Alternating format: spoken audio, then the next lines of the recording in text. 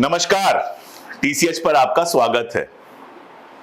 प्रज्ञा सिंह ठाकुर, नाम तो सुना ही होगा, नाम तो जानते ही होंगे। बाकायदा सजा याफ्ता हैं, आप ये कह सकते हैं। जमानत पर हैं वो। बहाना बनाया कि कैंसर हो गया है और जमानत पे हैं। भोपाल की जनता ने दिग्विजय सिंह को हराकर उनको एमपी भी बना दिया। इस देश में जिस तरह की राजनीति हो रही है, जिस तरह का पागलपन छाया हुआ है, उसमें कोई भी नफरत और जहर फैलाकर कहीं भी पहुंच सकता है। इसकी तमाम गवाहियां हमारे सामने उपस्थित हैं। तो प्रज्ञा सिंह ठाकुर जब नेता बन गई तो बयान तो देने ही थे। नाथूराम गोडसे के पक्ष में तो कई बार बयान दे चुकी हैं। अभी हाल फिलहाल में आज तक को इंटरव्यू देते हुए उन्होंने कुछ पुट दिए।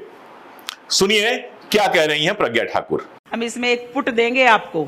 हमारे जिनको प्रधानमंत्री बनाया था, पहला प्रधानमंत्री, हम आपको रिकॉर्ड देंगे, इसका बिल्कुल प्रमाणित करेंगे। आज बताए देते हैं, समय आपके पास कम है और इसलिए आज मैं बता रही हूं, एक पुट दे रही हूं आपको।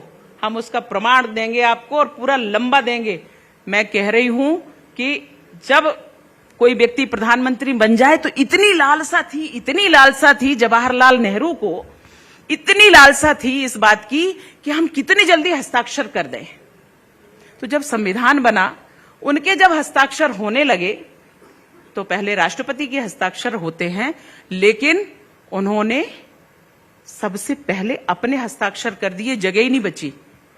तो राष्ट्रपति जी को बाद में हस्ताक्षर, साइड में हस्ताक्षर करवाए गए बाद में। संविधान में 1950 के समय की बात होगी ना। हाँ, उस समय की मैं बात कर रही हूं। आप सोचिए कि जिस व्यक्ति को, जो पहला प्रधानमंत्री, जिस व्यक्ति को ये एहसास नहीं, जिसको अपने कर्तव्यों का भान नहीं, जिसको ये नहीं पता कि हमें कहां हस्ताक्षर करना है, उस व्यक्ति ने राष्ट्रपति के पहले हस्ताक्षर कर दिए। लेकिन हमारे विनम्र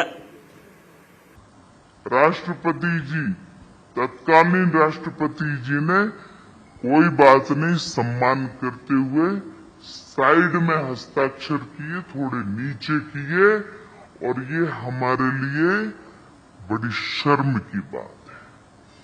ये देश के लिए शर्म की बात है।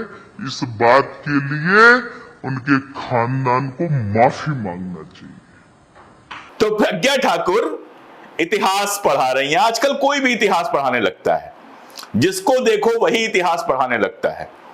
फिल्मों में गीत लिखने वाले इतिहास पढ़ाने लगते हैं, फिल्में बनाने वाले इतिहास पढ़ाने लगते हैं। नेता तो खैर दुनिया के हर विषय के मास्टर होते ही है। एक चुटकुला सुन लीजिए, मजा आएगा। शैल चतुर्वेदी ने अपनी कविता में यह चुटकुला लिखा था कि एक बार प्रिंसिपल ने हिंदी के टीचर को विज्ञान पढ़ाने के लिए कहा। टीचर ने हाथ जोड़ के कहा, इतने विद्वान तो सिर्फ नेता ही होते हैं। अब एग्जैक्टली वर्ड्स आगे पीछे होंगे, लेकिन शैल भाई की कविता का अर्थ यही था। तो जो हमारे नेता होते हैं, वैसे भी नेता और पत्रकार ऐसे हैं जो दुनिया के सारे विषयों पर बोलते हैं। तो जो नेताजी हमारी प्रज्ञा ठाकुर हैं, वो मंच पे बैठ के पुट देती रहीं और आज तक की पत्रकार बैठकर पुट लेती रहीं। सीधी सी बात है कि ना तो प्रज्ञा जी ने कोई इतिहास पढ़ा है और ना ही हमारी जो पत्रकार हैं उन्होंने कोई पढ़ाई की है। लेकिन बताना तो पड़ेगा ही कि हकीकत क्या है, कहां से ये सारा नाटक शुरू हुआ। तो दोस्तों, ये पूरा का पूरा नाटक शुरू होता है उस कागज से, संविधान के उस पन्ने से जिस पर पंडित जवाहरलाल नेहरू और डॉक्टर राजेंद्र प्रसाद दोनों लोगों के सिग्नेचर हैं। ये सिग्नेचर कब किए गए? जब संविधान पूरा हो गया। आप जानते हैं, आजादी के बाद संविधान सभा बनी। पहले संविधान सभा में राष्ट्रपति जो थे वो डॉक्टर राजेंद्र प्रसाद थे और जो प्रधानमंत्री थे वो पंडित जवाहरलाल नेहरू थे। उसके बाद संविधान सभा 2 साल तक चली। डॉक्टर अंबेडकर थे, वो संविधान बनाने वाली जो समिति थी, ड्राफ्टिंग कमेटी थी, उसके चेयरपर्सन थे। मौलाना आजाद उसमें शामिल थे, सरदार पटेल शामिल थे, तमाम लोग शामिल थे। तो ये संविधान हमारा पूरा का पूरा बना और 26 जनवरी 1950 को इस संविधान को स्वीकार किया गया। इसीलिए उसको हम गणतंत्र दिवस के रूप में मनाते हैं, क्योंकि उस दिन से हमारे पास अपना संविधान हो गया। दरअसल बहुत सारे लोग जो कहते हैं ना कि शपथ किसकी ली थी नेहरू जी ने, तो भाई नेहरू जी हो, डॉक्टर राजेंद्र प्रसाद हो, सरदार पटेल हो, डॉक्टर अंबेडकर हो, संविधान सभा के सारे सदस्यों ने एक ही जगह से शपथ ली थी। क्यों? क्योंकि और किसकी शपथ लेते, भारत का अपना संविधान तो था ही नहीं। इसीलिए वो जो पीरियड था उसमें हम डोमिनियन स्टेटस ही थे, क्योंकि अंग्रेजों ने इतना मौका हमें दिया नहीं 1942 के बाद जिस तरह से गिरफ्तार करके रखा और बाकी सारी चीजें, और हमें इजाजत नहीं दी कि हम अपनी संविधान सभा बनाकर अपना संविधान बना सकें। अगर आजादी के पहले संविधान बन गया होता तो उसी संविधान की शपथ ली जाती, लेकिन आजादी के बाद संविधान बना और 26 जनवरी 1950 को हम पूर्ण गणतंत्र हो गए। उसी संविधान की शपथ ली गई और उसी संविधान को स्वीकृत करने के लिए जरूरी था कि सारे के सारे लोग जो संविधान सभा में हैं वो उस पर हस्ताक्षर करते। वो डॉक्यूमेंट ऑनलाइन अवेलेबल है, आप स्क्रीन पे देख सकते हैं। अब प्रज्ञा ठाकुर और उनके जो व्हाट्सएप टीचर्स हैं उनको यह लगता है कि जवाहरलाल नेहरू जी ने सिग्नेचर कर दिया सबसे पहले, तो उसके ऊपर जगह ही नहीं बची, नहीं तो राजेंद्र प्रसाद जी सिग्नेचर करते। इनको शायद समझ में नहीं आता है कि जिस तरह से ये अपने राष्ट्रपति को सम्मान देते हैं कि संसद के उद्घाटन में भी वो नहीं है, शेंगोल कार्यक्रम में भी नहीं है, क्यों नहीं है, अपनी जाति के कारण नहीं है या किसी और वजह से नहीं है, ये तो मैं नहीं जानता। उस तरह का सम्मान उस जमाने में नहीं था, उस तरह का सम्मान आप ही कर सकते हैं। उस जमाने में वास्तविक सम्मान था, और वास्तविक सम्मान यह है कि राष्ट्रपति उस लाइन में नहीं होते हैं जिसमें प्रधानमंत्री और बाकी लोग होते हैं। राष्ट्रपति देश के प्रथम नागरिक होते हैं। इसीलिए आप ये जो कागज लगा हुआ है इसमें देख रहे होंगे 2 लाइन्स हैं सिग्नेचर की।